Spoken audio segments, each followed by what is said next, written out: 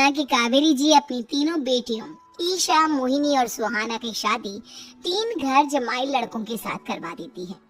उन्हें लगता है कि ये लड़के शायद घर का कामकाज संभाल लेंगे, लेकिन उनके तीनों घर जमाई बहुत आलसी थे। वो नौकरी भी नहीं करते थे और बाहर का काम भी नहीं।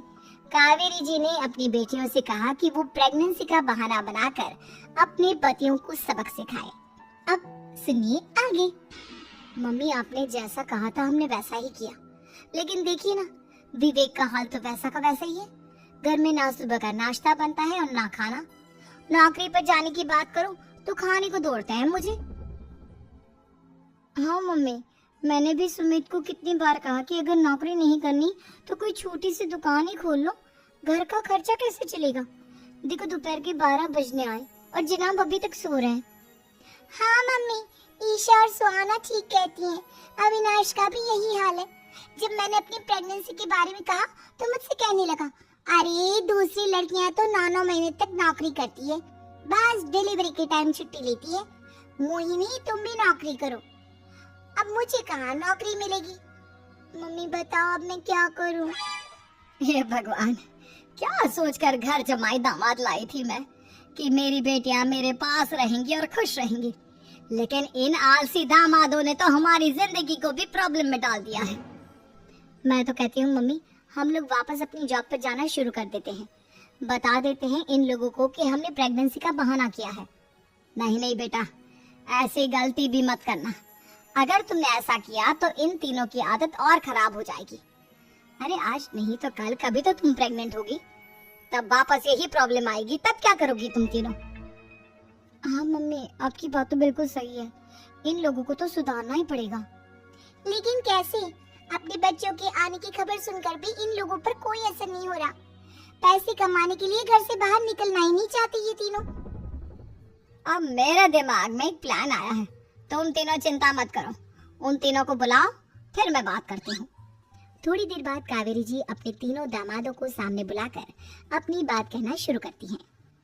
अविनाश, सुमित और विवेक, देखो बेटा, मैं ना तुम तीनों से बड़ा प्यार करती हूँ, इसीलिए तो तुम्हें घर जमाई बना कर रखा है मैंने। अरे मम्मी जी, सीधे सीधे कहिए ना, क्या बात है। प्यार तो हम भी आपको बहुत करते हैं। अरे मम्मी जी, आपकी इज्जत भी बहुत करते हैं। अरे भाई, आपकी जैसी सास और कमाने वाली बीवी सबको मिलती है क्या? हाँ मम्मी, विवेक और सुमित ठीक कह रहे हैं। आपकी बेटी से शादी करके मेरी तो जिंदगी ही अच्छी हो गई है।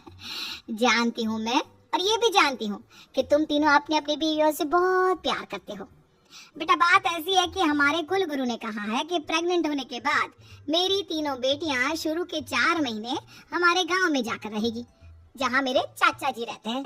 अरे लेकिन क्यों मम्मी, गांव में जाकर रहने की क्या जरूरत है इन तीनों को? वो क्या है ना बेटा, हमारे परिवार को एक श्राप है।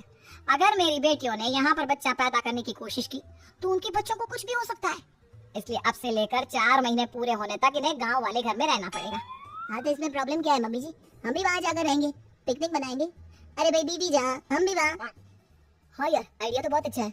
शहर की जिंदगी में रह रहकर परेशान हो चुके हैं, अब कुछ दिन गाँव में बिताएंगे। तुम लोग समझने की कोशिश क्यों नहीं करते? तुम में से कोई भी वहाँ नहीं जा सकता, और मैं यहाँ रहूंगी ना तुम तीनों के साथ। 4 महीने की तो बात है, उसके बाद ये तीनों ही लौट कर आ जाएंगी। ठीक है मम्मी जी, अब हमारे बच्चों का सवाल है तो ये तो करना ही पड़ेगा। कावेरी अपनी तीनों बेटियों को कुछ दिन के लिए घर से बाहर कहीं दूसरे शहर में रहने के लिए भेज देती है। कुछ दिनों के बाद, अरे मम्मी जी, बहुत दिन से पिज्जा नहीं खाए, मंगवाइए ना। क्या बताऊं बेटा, पहले तो बेटियां खर्चा दे देती थी क्योंकि उनकी नौकरी थी, लेकिन अब तो मेरे पास पैसे ही नहीं बचे। थोड़े बहुत पैसे हैं जो बच्चों की डिलीवरी में काम आएंगे। लेकिन मम्मी जी, आपकी बेटियों को वापस आने में तो अभी बहुत वक्त बाकी है। वही सोच सोच कर परेशान हो रही हूँ। सोच रही हूँ कल से दूध भी बंद करवा देती हूँ। अब दूध वाले को देने के लिए पैसे भी तो नहीं है ना। अरे नहीं नहीं मम्मी जी, अगर दूध भी बंद करवा दोगी तो मुझे चाय कहाँ से मिलेगी, और चाय के बिना मैं तो मर ही जाऊंगा। क्या करूँ बेटा, इसके अलावा हमारे पास कोई ऑप्शन नहीं है, मेरे पास पैसे ही नहीं बचे। इस तरह कावेरी जी धीरे धीरे अपने तीनों दामादों को पैसे देना बंद कर देती हैं और घर में खाने पीने की चीजें लाना भी बंद कर देती हैं।